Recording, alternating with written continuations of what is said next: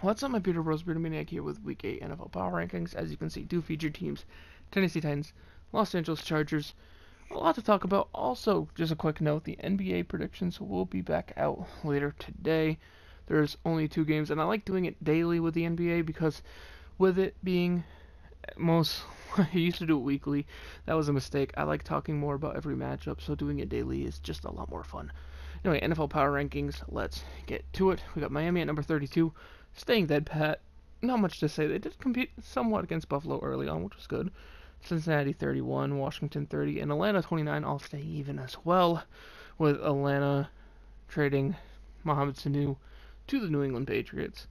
And Washington tempted to move them up with how well they played against San Fran, but they didn't score anything. Then you get New York Jets at number 28 after being shut out by the Patriots. Pittsburgh at 27 after a bye week. New York Giants dropping 4 to 26 after Daniel Jones looked fucking awful. By the way, if you want a better explanation of each of these teams, just let me know in the comment section down below, and I'll give a better one out to you. But I have to get going soon, so I'm making this as quick as possible. Then you got Denver at number 25, -4 from last week. Joe Flacco looked like a sack of potatoes out there. Actually, no, I'd rather have a sack of potatoes out there than Joe Flacco. A sack of potatoes would have been more mobile than Joe Flacco. Holy fuck, he blew it against Kansas City. And you got the Chargers at dropping 5 spots, number 24. That's why they're on here. Absolutely awful. LA just absolutely fucking awful.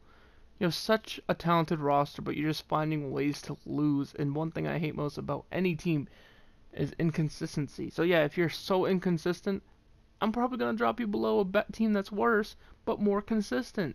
That's just how I work. And you got Jacksonville moving up 1 spot to number 23 with a good win over Cincinnati, but it's Cincinnati.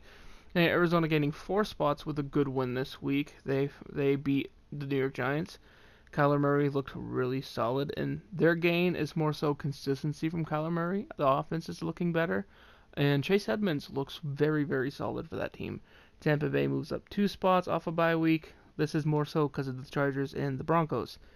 Tennessee moves up 5 spots. As you can see, they are mentioned here as a big gainer. This is a team that looked a lot better under Ryan Tannehill, but like I said, just looking for more consistency from this team, and they could be on the move.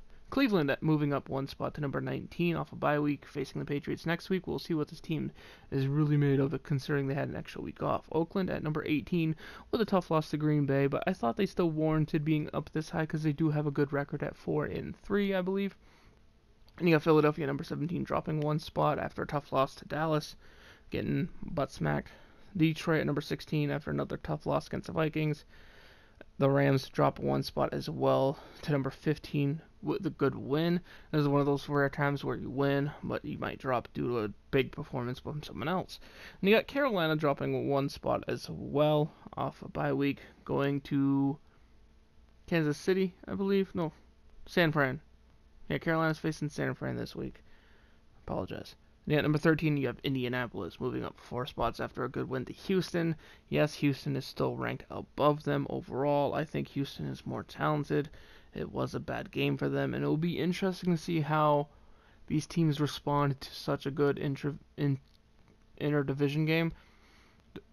And one thing I stress when I tend to talk about these things is divisional games I don't take as harshly as some may think, unless it's a blowout, because you see it with Miami and the Patriots all the time. Miami might not be nearly as good, but they beat the Patriots quite often in the last few years.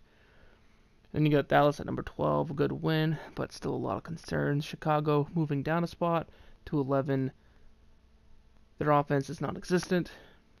Mitch Trubisky threw 50-something times, which is, you can't have it.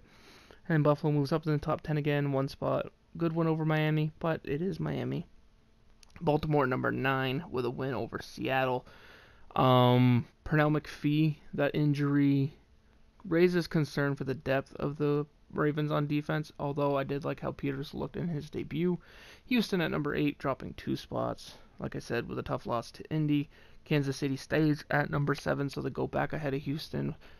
The thing being, I don't know who's starting at quarterback this week, and I don't know if I trust Matt Moore a lot.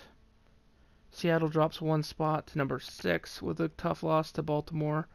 But, like I said, Baltimore with the injury to Pernell McPhee. Seattle, I think, They played awful at the end, but I still think they're a good team. They played well. It was just a tough loss. And you got Minnesota reaching up in the top 5, moving up 3 spots. This one was tough because I thought Adam Thielen injury was questionable at best. I don't know how it's going to affect the team. And you got Green Bay at number 4. Great win. Great team. San Fran number 3. Still undefeated. Great team as well. Offense, struggling. New Orleans, going to get Breeze back soon. I believe he's starting to practice this week. And then New England at number 1. I'll see you guys in the next one. Peace.